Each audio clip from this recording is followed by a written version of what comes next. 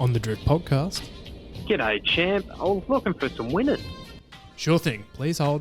Moses won the 10,000 from Powlele. Away goes Anamoe in the Rosehill Guinea. But Home Affairs has made a mess of them. Coming through is Fireburn with a big run off the fence. I'm thunderstruck, went boom over the top. Nature Strip clings on. He's king of the mountain this time. Thanks for waiting. No guarantees, but we'll see what we can do. Sounds about right. I reckon if we were to redo that opener, we'd have a new submission with Darren Flindell and Anamoe yesterday. Oh, mate, that was perfection. Absolute perfection. The early crow. And there was absolutely no reason to think or to be afraid that he wasn't going to get the job done, the champion. Hey, he just knows. You made the point after the race. He hasn't really put away a field. He's done it once. Yep. But you look back, that field was yuck. That was a yuck. He should have put him away. That was a poor edition of the Rosehill Guineas, aside from Mo. Well, Converge was in the field, but he's not a 2,000 metre horse, Dan. He's not. He's not. He's a mile horse. No, it's a good point you make. But no, he does what he needs to do. No more, no less. A very cultish aspect, I'd say. Yes, I would agree. So, Drifters, welcome to our first ever review podcast on a Sunday. You might hear our voices are a little bit deeper. They might be a little bit more shadier. It's because, there were events yesterday that we had to celebrate on. There really were. Typically on a Sunday morning, what you can expect from us is just a couple of casual bros sitting on the couch, basking in the ambience that is a post big race day, couple of baroskis, And first night fever may have got the better of us. It might have got the better of us. Oh, mate, I drank a lot of beers yesterday. I know, mate. You have an unbelievable capacity to put away piss. I don't. I really don't. Oh, I'm still feeling a little bit slim. You a bit slim? A little bit, yeah. I've already eaten half a pizza today. Wowee! Yeah. Jeez, I'm barely coming out of my slumber on a Sunday morning.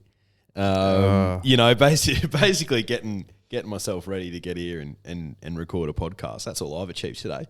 Meanwhile, you're doing the Lord's work. I know. Mate, do you know what? And we've had this discussion before.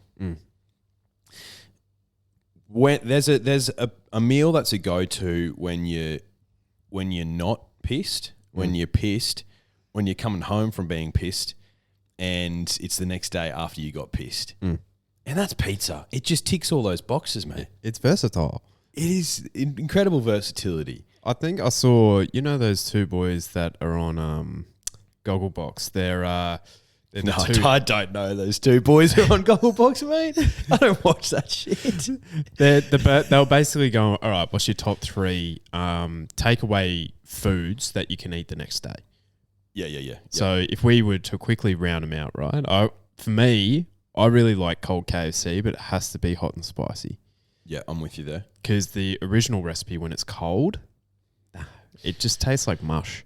Yeah, for me, K-Fry, I'm pretty much getting a zinger box every time I go. Yeah, so very rarely am I having any chicken aside from the Wicked Wings, which is hot and spicy. Yes. So I reckon that would be my third. Yep. I love leftover Indian. That is just sensational stuff. But pizza has to be number 1. Pizza is number 1, without a doubt. Has to be. Without a doubt. Indian's an interesting one. Indian for me is great as a leftover prospect because you're getting yourself, let's say, a Rogan Josh, perhaps a goat Rogan Josh, let's say, just because sometimes they have goat on the menu. It's a bit of an interesting choice if you want to venture down that path. A LeBron Rogan Josh. Nah, it's an MJ Rogan Josh, mate.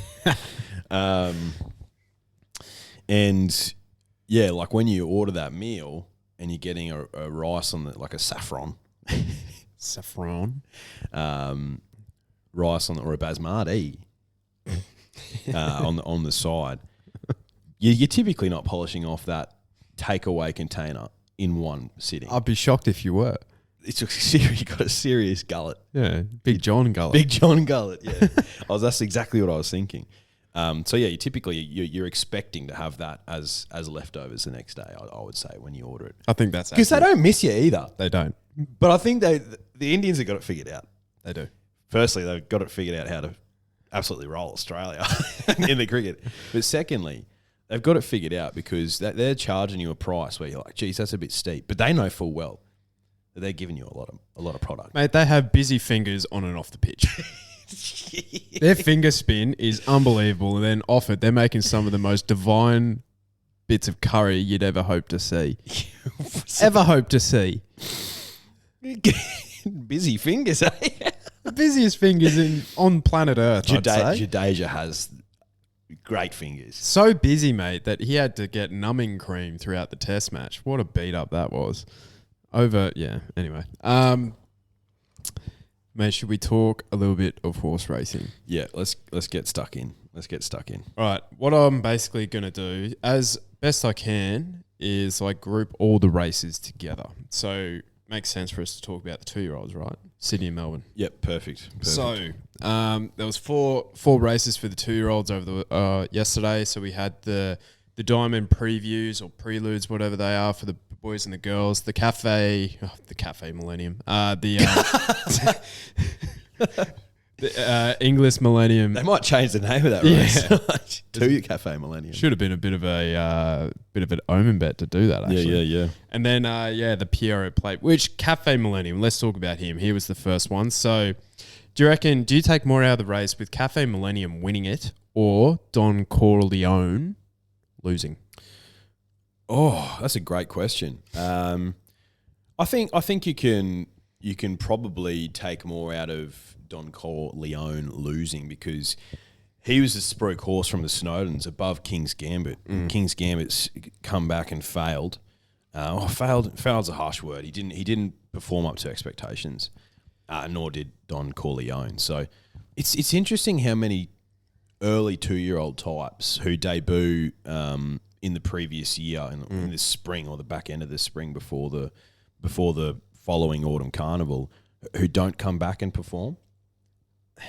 We saw it last year. The only horse to be consistently winning throughout was Fireburn. Yeah. Yep. So for me, it's like it's either Learning to Fly or Barber that has like the top seed at the moment.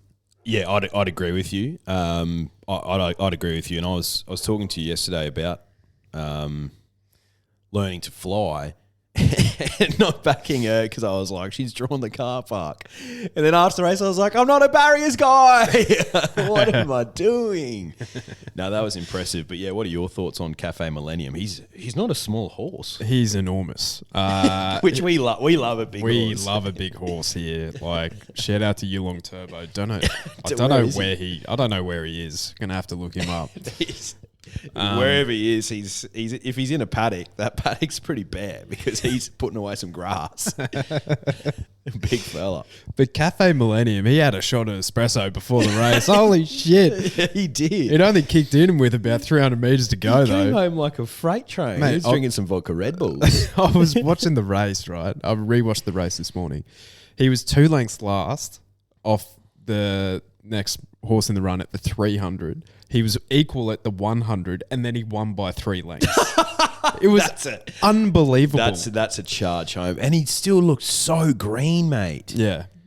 And so green. Johnny O'Shea's like, this horse has definitely got improvement to come. And of course he does. So he came in from 200 to 1 to $8 favourite for the sires because they're thinking he's not a slipper horse. Right. Will they run him in the slipper, though? Surely you would. Why wouldn't Just you? run him in there and see him flash home for a nice 4th or 3rd or something like that. Yeah. It's interesting, though, because like in recent years, the sires and then the one at the mile, those races have definitely like, the field sizes are nowhere as big as like nowhere near. So they really fall away. So maybe they go like, you know what?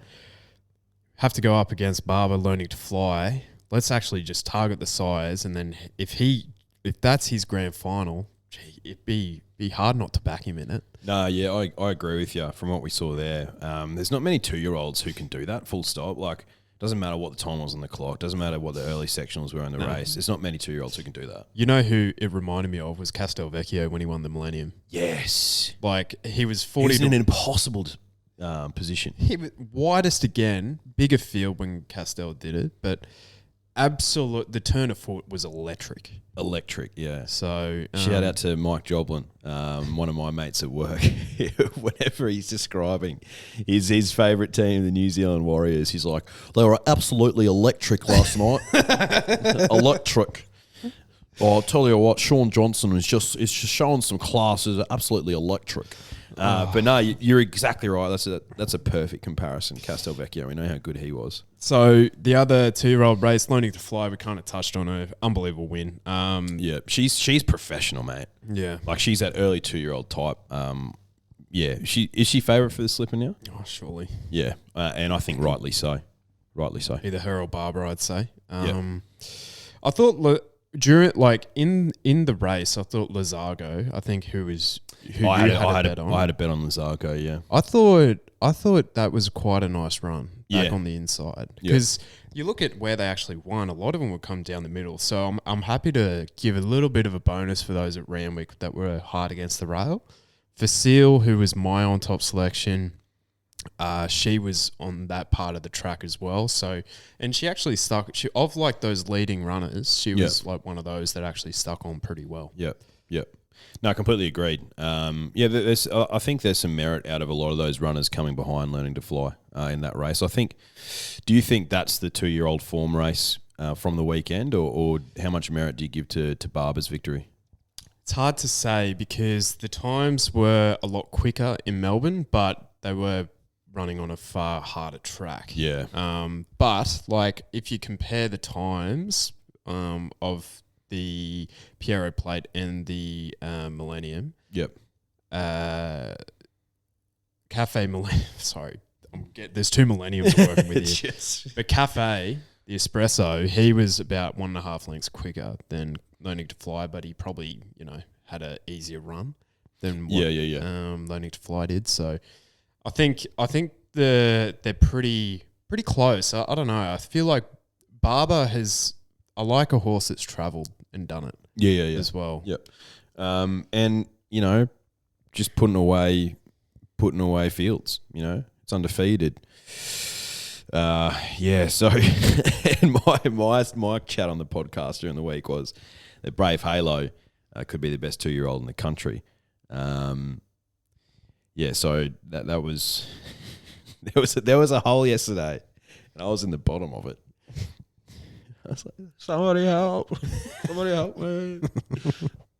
someone get me out. And I'm telling you now, drifters, that there was a hand that reached into the hole and dragged me out of it. But we'll touch on that later. But Brave Halo. Look, I immediately after the race, I put my hand up. And I'm not usually the type to do this, so I put my hand up and I bagged Ollie straight after the race, and I was unhappy because I was speaking out of my pocket, Dan. I'm sure you clearly were. and I watched the replay last night. No. Yeah, you watched the replay last night, but I showed you the replay. I still wasn't happy. I was like, mate, there's nothing you can do. I wasn't happy. You couldn't do anything. I wasn't happy because I put my nuts on the line on the podcast, and I said he was the best 2-year-old in the country, and it made me look like an absolute idiot, mate. Look, it's not the first time that's happened. It's certainly not the last. But I watched the replay in my inebriated state last night as I was going to sleep, and I think the last little ounce of anger that was there was left because he didn't have a lot of luck, Brave Halo. So I'm certainly prepared to forgive. Yeah, absolutely. I think. If he does go to a diamond and pay the late acceptance fee, you'll get a price about him now. So, 100%. So, is it fair to say that Godolphin are the best trainer of 2-year-olds now? Mate, they've got the top seed or close to the top seed across 2-year-olds, 3-year-olds. Open weight for age. Open weight for age at the moment, mate. The stable's on fire. Yeah. I can't debate what you said, so yeah. Like Barber, obviously winning the boys, exploring. Where the hell did that thing come from? I thought the 2-year-old from Queensland, Party for two, was very honest. Yep. As well, but I'm taking more from the boys than the girls there. I think I want Barber, and I still think if King's Gambit goes to a diamond, I don't know. I think Barber has to be like the top seed. If Barber goes to diamond, yeah. Yep. Agreed. All right. So let's have a look at some other races on the program. So at Randwick, we had the Southern Cross Stakes. You had Quantico resuming from approximately a year off. Unbelievable. He was absolutely sensational. He was. Smashed the clock. So he would have defeated In Secret and the fillies by about 4 lengths. Wow. On times alone. I thought Mr. Mozart was a really good run as well. He just found no luck back inside, but hit the line really strong. There's a girl here that has surely got life on this podcast now. And so Espiona. This is my comparison for Espiona, right? I think she's like Christmas morning. You wake up, you're wide-eyed, you're bushy-tailed. You can't wait to get downstairs. You go downstairs, you go to the kitchen. There's a pot of coffee on already. You pour yourself a glass. There might be a couple of croissants and some jam, some Nutella going around. I'm going to have my fill. What's that under the tree? A big box for Declan. You're kidding. You could not be more excited. What could it be? It could be a new PS5, mate. PS5? It's exactly what you asked from Santa. You open that bad boy up. What's in there? A pair of socks. Oh, mate, I don't mind pairs of socks. But yeah, do you know what it is? It's a moment where you become very, very crestfallen. She has life. Has to have life. Do you know what's funny? It's just so bizarre that a Chris Waller horse that has that one performance where you're like, this thing's the next Winx, and it's just been more and more disappointing for every run that she's had. No excuses yesterday. No excuses at all yesterday. Was in the box seat. You could argue she was potentially in the worst ground, but she still had the decision to, push past him if she was good enough. The wheels were spinning. She finished 6th. The wheels were spinning. Burning rubber. Smelt. Is there anyone left? Smelled like a dump. Is there anyone left on the bandwagon? Oh, I'd be shocked. You know what? There won't be, and then she'll come out and win a big race. Like, is she going to win the Coolmore Classic at 20-1? No, because there's so many. Mate, you're taking Finged. You're taking Fangirl or Hinch in that race over Espiona every day of the week. They're Group 1 fillies, mate. They are. They're Group 1 fillies. If she's 20-1 in a race like that, she goes into everything. Oh, of course she does. She'll do an ice bath, mate. Ice bath's a better horse than Espiona, though. Like, you have to say that. You have to. You're 100% right. Every single person in that venue yesterday, I reckon, had money on Espiona. Yes. What's she done? What's she done to us? We're spellbound. We're mystified by her. Incredibly disappointing. Yeah, but do you know what? All duck, no dinner. Do you know what, though?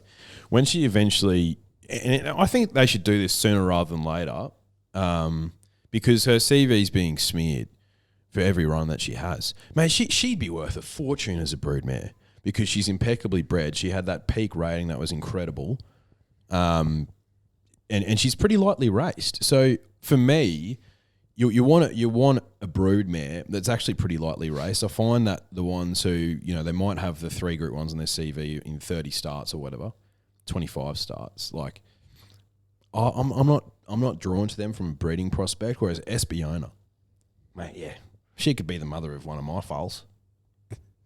Big in the breeding game, are you? Bloodstock agent. B.A. Jones Oh my God. reporting for duty. No, but you know what I mean, though. I do. You know what I mean. Yeah. Like, doesn't take a genius. No, it certainly doesn't.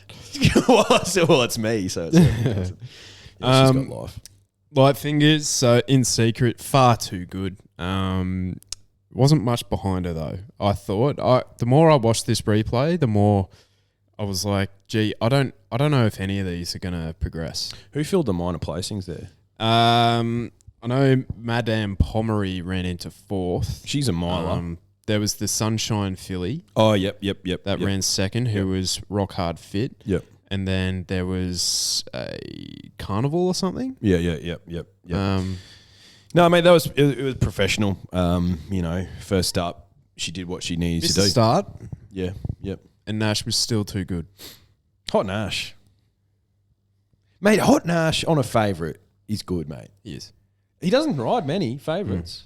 No, he doesn't. He should. He should, because he's Hot Nash. You know who he does ride as a favourite? Eduardo. He sure does. Unlucky Us. Unlucky Jack. Jack had a couple of winners yesterday. Yeah, he did, Jack Pride. We sure did. So yeah, I'm not 100% convinced about the rest of those fillies. Like, where's Fireburn at? Was she just a wet tracker as a 2-year-old? Not even as a 3-year-old? Hard to say. Hard to say. Jury's still out on her. She's a champion 2-year-old though. Can never take that away from her. You can't. I certainly won't. No, she's good. She's a good horse. She's just everyone's caught up now. She paid for a portion of that engagement ring. Yeah. She has a special place in the Hutchin household, mate. Coming through is Fireburn with a big run on the inside. Unbelievable Call. Huge call. That was a great call. Speaking of good calls, Apollo. Now, this had to be the performance of the weekend for mine. He was brilliant, Anamoe. Set it up, please. Yeah. We were talking about it earlier. He does what he needs to do. J-Mac got him in the perfect spot from that barrier. Like, as soon as he found that spot, 4 back, 1 off the fence, you're just like, game over. Yeah. As soon as he shows that intent from the gates, Anamoe, and if he parades well, mate, he looked $1 million yesterday. Yeah. He's starting to fill out. He's becoming real like a stallion prospect. He's a stud Mo. And as soon as he's in that spot, you just know he's just gonna put the field away. Professional. Mate, unbelievable. So of his now 12 victories, I think when he sat in the top 4 of running, I saw this tweet from Rory Flanagan, who's big on Twitter. Shout out. He's now had 12 victories. When he's been sitting in the top 4 in the running, he's won 11. He's 11 from 11. Yep. The rest of the time when he's been back in the field, he's won 1 race and then he's filled the minor placings or he's finished outside the top 3. So that's the way to ride him. He's in the top 4. But he is versatile. He is versatile, Mo. I think you put him in the top 4 because he's just got that brilliance at the end of the race to sustain a sprint that others can't. And I don't think he's ever gonna. He's never gonna put a field away by 3 or 4 lengths if he's sitting in the top 4, because I think you do need to probably utilize some of his energy early to make sure he's into the race. You know what I mean, and to actually spark him up to put him in that spot. So I don't think he's ever going to absolutely demolish the field, Anamoe. No. Fangirl, I think her last 600 was 33 seconds flat. So she has returned in outstanding order. She just gets too far back. She gets too far back. Too far back. Like, her and Hinged, if you put them head to head, I think they go mighty close, like in all their races. I think it's usually advantage Hinged on wet decks. Then Fangirl has the better of her on dry decks, but they kind of turned the tables yesterday. Yeah. If they're both at $5 in a race, I'm taking the $5 with Hinged every single time. Because she's putting herself in the best possible position. She's a good, honest mare, Hinged. Pity about those silks. Buy-in. Ice Bath was a fantastic return into fourth. I think that's probably the best first up run that we've seen from her in some time. So she could win something throughout the autumn as well. She could win a Coolmore Classic, mate. Absolutely. But I think the biggest question mark after this race was El Bogadon. Yeah. Mate, he just beat home Vega 1. Yeah. Into third last. And Vega 1 was coming back from a near-death experience. So... Geez, I love his sire. Yeah. Oh, yeah. Yeah, no, you're right, mate. It's very, very strange what's going on with him. Like, what are they thinking with him? Queen Elizabeth? I'd say so, but like you look through his profile, he probably doesn't appreciate the harder tracks, so maybe he just didn't get through the ground. I couldn't see anything in the Stewards report. To be fair, his trials have been pretty average. El Bogadon, or Bodagon. So yeah, I guess wait and see for him. Yeah, well, I don't know if I said this on the podcast or if I just said it to you, but he was the biggest watch of the weekend for me, just to see how he resumed, because I was really interested to have another, weight for age, Group 1 type.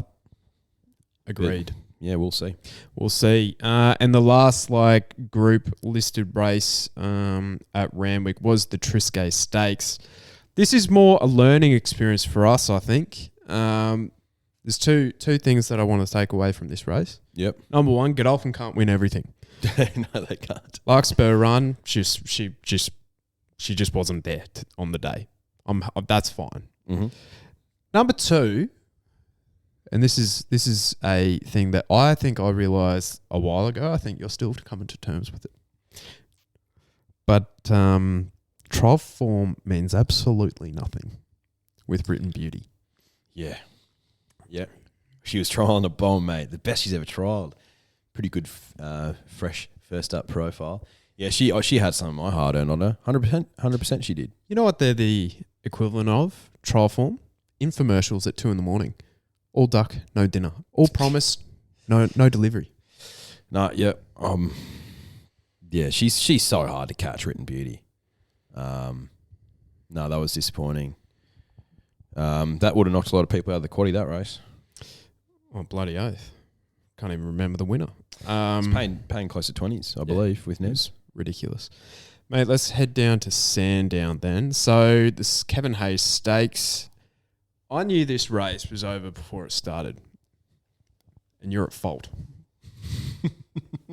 Do you recall what you did? Yeah, I did. I put the knocker on you. Do you understand what juju is in horse racing? Yeah, Why did you do it? Mate, I've got my master's in juju. I've got a doctorate in juju. Explain yourself. I just said that there was a horse that would go mighty close to winning this race, and it was a horse that we didn't have money on in around the grounds. And I said it to you, and you were quite keen on something in the race. That's all I'll say.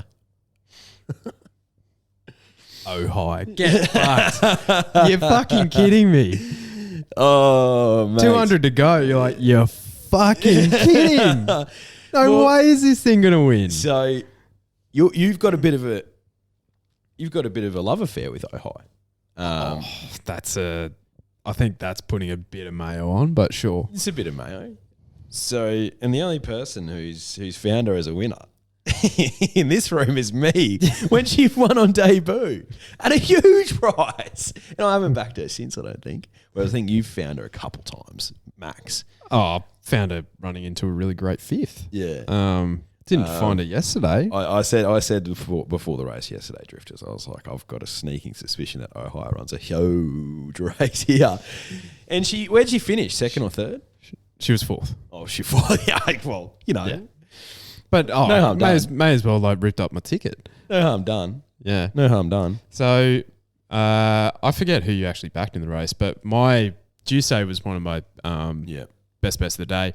Obviously, it's not ideal when your best bet of the day runs second last, but she had lacerations and she was lame after the race. Holy shit. Yeah, so that's why she was so poor. Yeah, so wow. it's like, you can forgive a horse 100%. for doing that. So Big forgive. Yeah, huge forgive. So that's absolutely fine. All right, mate. Race 6, the Rubiton. This was a fantastic race. This is one of the two horses that I want to take out of the entire meeting of Sandown and at Randwick. Yep.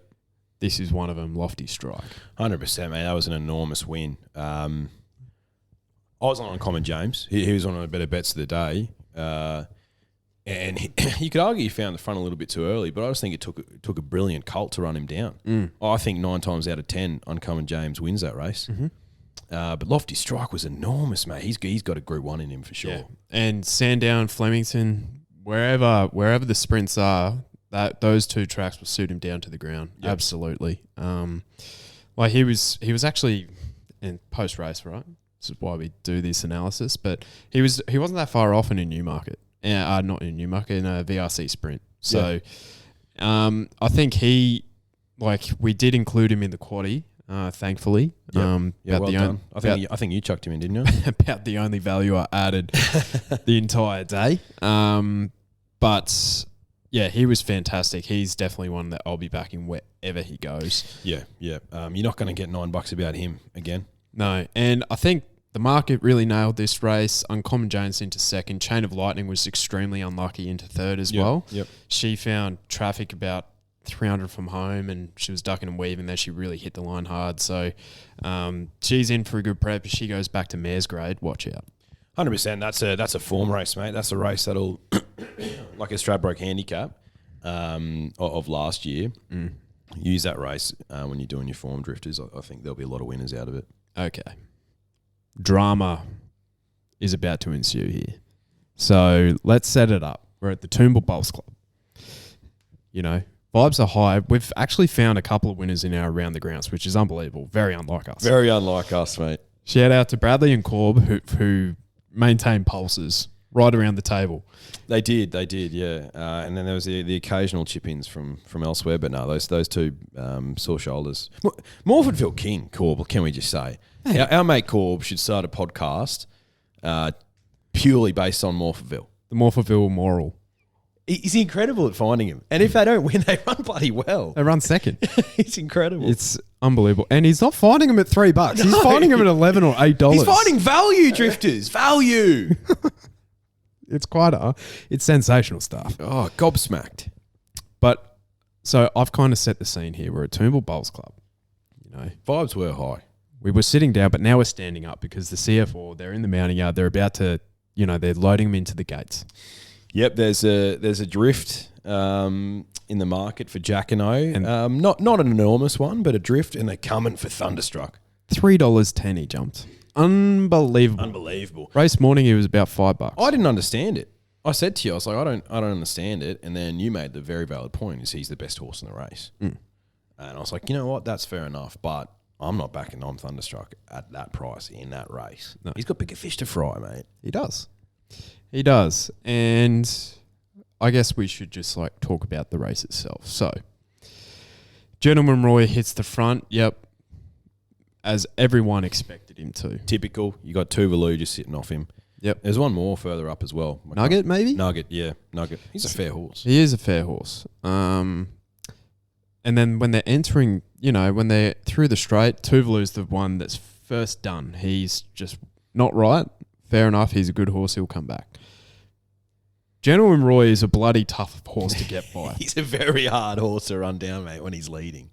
And I said to you, as the race was unfolding, as they came around the bend at Sandown, I was looking at the sectional times. I was like, he's just stacked them up here. He's going to be very hard to beat. Turns out he was hard to beat. But he had the wobbly boots on. He did. And so we were flat as a biscuit because we left Roy out. Which, in hindsight, mate. Silly decision. Silly. But I think in our quaddie we had Jacquinot, I'm Thunderstruck, Tuvalu, and I think that might have been it. Yeah, I think we went skinny. Yeah, I think we just had the three, which I can respect. But unfortunately, and our good friends at Ned's probably don't want to listen to this part, but we threw away our ticket because we're having a little dabble in cash. That's fine. Yeah. That's fine. In venue spent. Yeah. So there's a losing ticket drawer at the venue. And Bradley, who's, self-appointed manager of the tickets, he threw the quaddie ticket away straight away. I get a notification on my phone, tweet, protest, second verse first. I'm like, protest!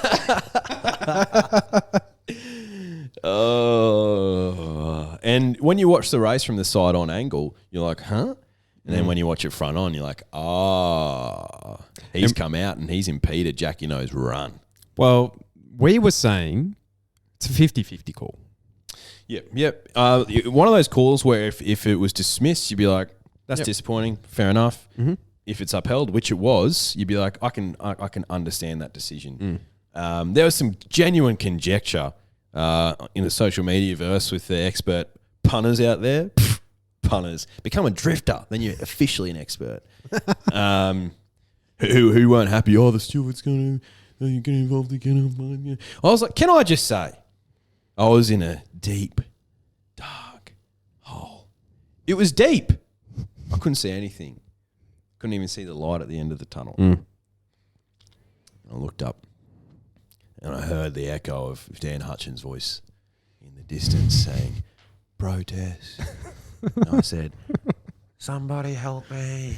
And I heard the word protest and I looked up and I saw a hand coming down the deep, dark hole.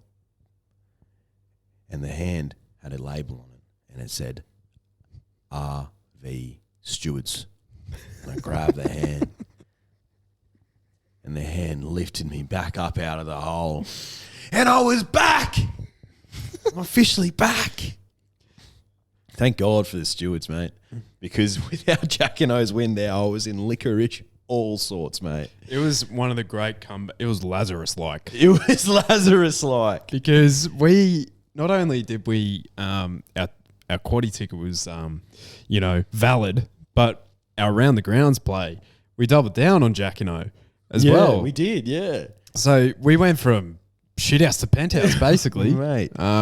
Which was great stuff. And, our $100 strategy, so we all turned a profit, which was great.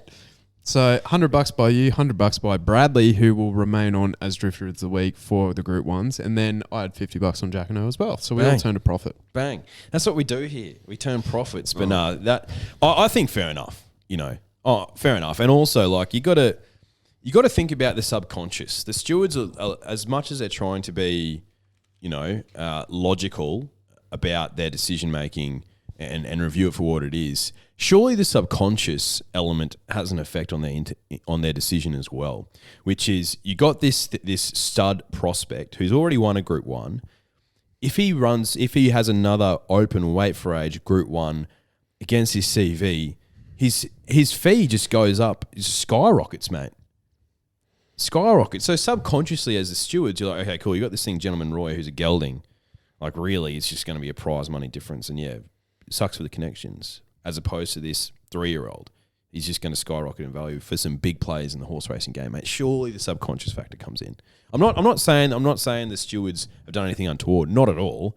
But I'm like, surely that impacts your decision making subconsciously. I can't take you seriously with that tinfoil hat you got on. Yeah, I'm just and hey, you're just bringing it up as a conversation starter. Yeah, I'm not saying that the stewards have done anything untoward at all. I'm just saying, with my rose-coloured tinted glasses on, as someone who had a significant amount on Jacquinot, not really significant, but surely it impacts your subconscious decision making. I'm just throwing it out there. I know you are, and so you bloody should. Now, Trumpet Hotline. Oh shit! I completely forgot about the Trumpet Hotline. Trumpet Hotline. I think we have something that's centered around the CF4 stakes. Okay, cool. All right, so this is an unnamed caller. Come on. Hey lads, Winks here. It just goes to show that good things happen to bad people. Gentlemen, fucking Roy, you little ripper. Chee-hoo. Oh dear. Oh no. We have follow-up. Oh no, he's gone the early crow. So, what good things happen to bad people, Winksy? What's happened? The follow-up. Hey lads, Winks again. Yeah, that's all politics. That's just bullshit. But we'll move forward. When your back's against the wall, keep punting. Have a Saturday, fellas. It's a good attitude to have. Yep, I'm sure. I'm sure Gamblers Anonymous is really, really supportive of that. Just the change in demeanour of his voice, you could tell straight away. That's a significant turnaround for him. If he found Roy at like $7, Yeah. that's a significant turnaround. So it's hard. It's hard, right? Because if you're yipping and yahooing about Roy first past the post, so you bloody should be. You're throwing two Y's out there, yipping and yahooing. Yeah. What could be a third Y? Yipping, yahooing, and yelling. Yayin. But commiserations, Winksy. Commiserations. Roy will win a good race. But thank you for calling the Trumpet Hotline. And if you want to get involved with it, the number is 0730402269. Damn right it is. CF4, great race. I think the deserved winner actually won it. Carlyon Cup, let's end this really quickly. Pounding did what his name suggested. He pounded them into the earth. So Great result for the quaddie. it was great. Sosibon was fantastic into second. Good looking horse. And then, if you haven't already guessed by now, we did win the quaddie with Here to Shock in the last. Here to Shock chucked it in. Unimac into second and whatever ran third. We had all three.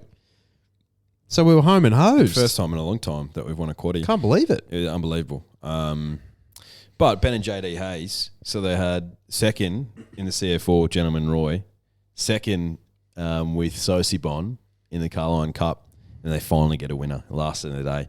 When you're looking at that as a punter or a drifter, actually a drifter would make this decision. They're looking at the logic. They're like, surely they can't have incredible bad luck running into second in a Group 1. Run a second again with the old warhorse Sosibon and then run another second in the last. No, they're going to win the last. Smart drifters know. To back Here to Shock there at $6, might I add. Cheer-hoo, baby. Cheer-hoo, baby. Cheer-hoo, baby. Really quick, Stewards Reports. Glinta Silver, who won the second. So I think we didn't really have too high opinions. I think I tipped Japanese Emperor. I definitely did tip Japanese Emperor. He was just yuck. Pericles I had in that was a bit disappointing. But Glinta Silver, who actually won the race, actually ended up being lame. So what does that say about the rest of them that finished behind it? Not too sure.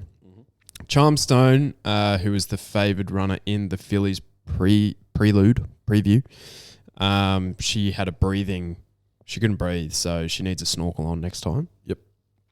And Corner Pocket was lame as well. So that's all I could see. But I think that's just about it from us. Mate, that's good. Yeah. It ended up being a very good day on the punt. So horses to follow. Who are you following out of the meeting? Lofty Strike's a big one for me, mate. Mm-hmm. He's got Group 1 written all over him, but don't discount Uncommon James and Chain of Lightning, I think, out of that race. I think, for me, I'm looking at the Rubiton Stakes whenever I'm doing my form for the rest of the autumn. Yep, lovely. For me, yes, Lofty Strike. Quantico is definitely a bet. I think if he goes to something like the Galaxy, maybe, that would be right in his wheelhouse, and I think Fangirl Hinged back to Mayor's Grade, Coolmore Classic, that sort of race will be fantastic. Agreed, mate. Couldn't agree more. That's about it. Right, Drifters. Well, I hope you enjoyed our first review show. I think it was good, mate. It was good. It was great. We had fun. That was the main thing. Yep, we had fun. Coming to your ears very shortly. All right. Yes. We'll see you on Wednesday for our preview. See you, Drifters. Hooroo.